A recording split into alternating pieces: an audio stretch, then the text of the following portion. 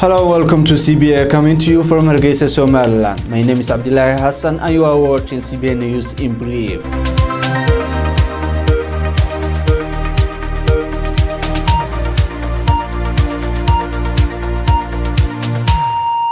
Somaliland's opposition party Wadani called the criminal case against U'id party official a political intrigue. The Deputy Interior Secretary of Wadani Party, Saad Ali Kahin Plaki, said the criminal charges against U'idis Mahmoud Ali Salaiban Ramah are underpinned by political tricks.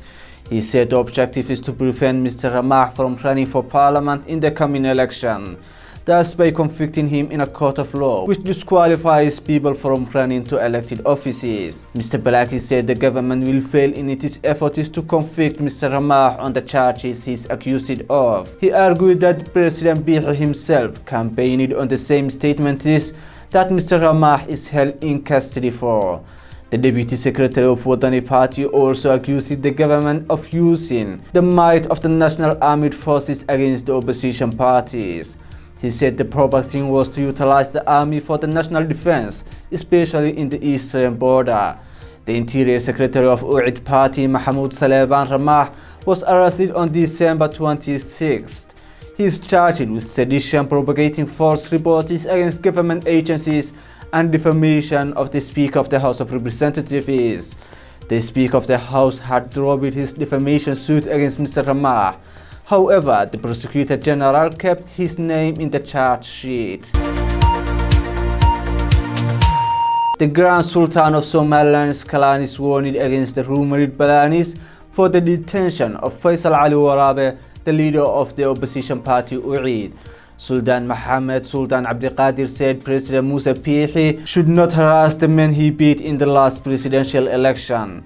He said it was inconceivable that a president jails another president. The Sultan was referring to a rumored lawsuit brought by the family of President Bihi against the leader of U'id Party. The Interior Secretary of U'id Party, Mahmoud Ali Salaiban Ramah, is in detention for a similar case brought by the Speaker of the House of Representatives.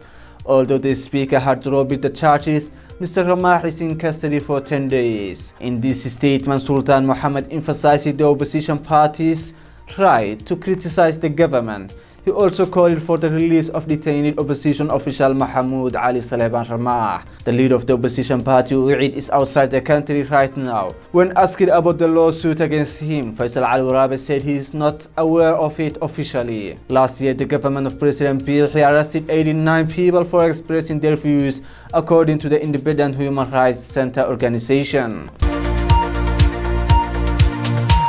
3 United States Department of Defense personnel were killed as Al-Shabaab extremist group overran a key military base used by the U.S. counter-terrorism force in Kenya before dawn on Sunday. According to the military, the attack on the Maanta airfield, which also destroyed several U.S. aircraft and vehicles, was the Al-Shabaab's first attack against U.S. forces in the East African country. A Kenyan military spokesman said in a statement that the 5 attackers were killed. Somali militant group Al-Shabaab has claimed responsibility for attack on the base used by the U.S.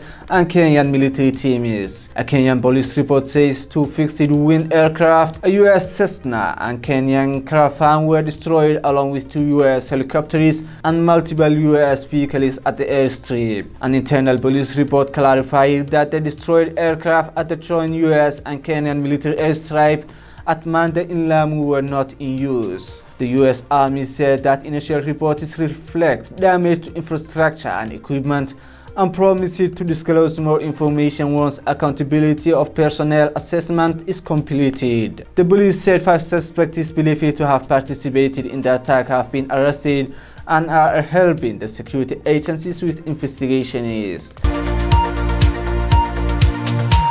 Al-Qaeda-linked fighters known as Al-Shabaab Mujahideen have launched an onslaught on Kenyan Defense Forces military installations at Kulbio village of the Lower Juba region in Somalia last night. According to witnesses, the two sides exchanged gunfire and rocket-propelled grenades during the fighting, which lasted for at least an hour. Al-Shabaab claimed responsibility for the attack but gave no details. An attack by Al-Shabaab on the same military base in 2017 killed more than 70 Kenyan soldiers and destroyed dozens of armored vehicles.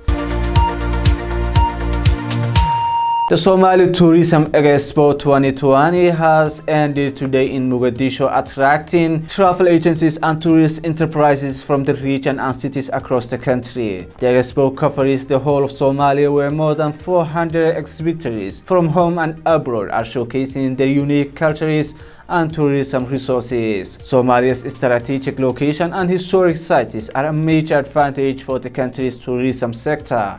Those who attended the conference were urged to shun tribalism, divisive rhetoric, and tourism, which are the main obstacles to the growth of the country's tourism industry. The expo also served as a venue to have panel discussions on perception change and the role it plays in boosting the tourism industry in Somalia.